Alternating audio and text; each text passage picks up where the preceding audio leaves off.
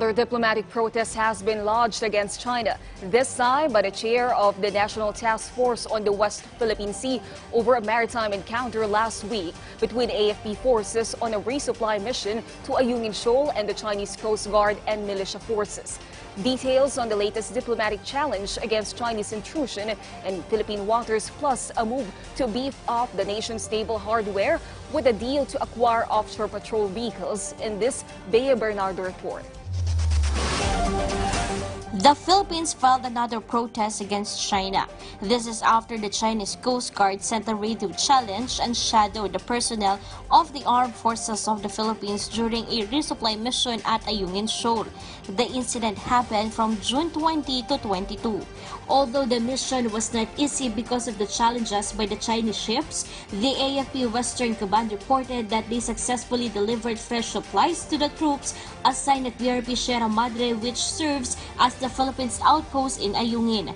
According to National Task Force for the West Philippine Sea Chairperson Secretary Hermogenes Esperon, they have filed a diplomatic protest against China due to the said incident. They want to tell us that they are in control of the place, but we are also challenging them. Defense Secretary Delfin Lorenzana stated that their resupply mission to BRP Sierra Madre will continue despite challenges from China.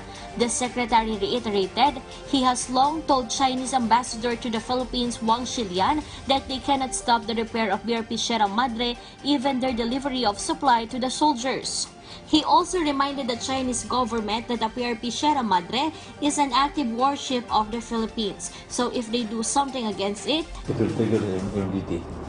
That is kasi the MDT says attack on naval vessels or even vessels registered to the Philippines. So, pag-aari ng mga Pilipino, kasama yan sa covered by the MDT. And to further strengthen our maritime capability in the disputed territory, the Philippines will acquire 6 offshore patrol vessels.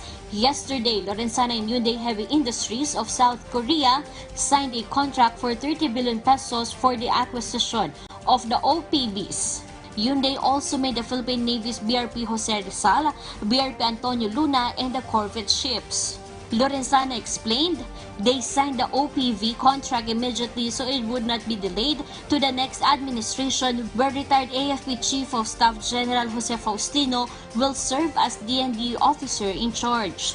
If I do not sign this and it will drag on, I do not know the power or the authority of the OIC, si General Faustino, if he is allowed to sign contracts. Lorenzana added Korea assured that they will not increase the price of the OPV project despite the increasing value of the dollar against the peso with the immediate signing of the contract. Korea will also build service support facilities in the Philippines for the maintenance of the ships.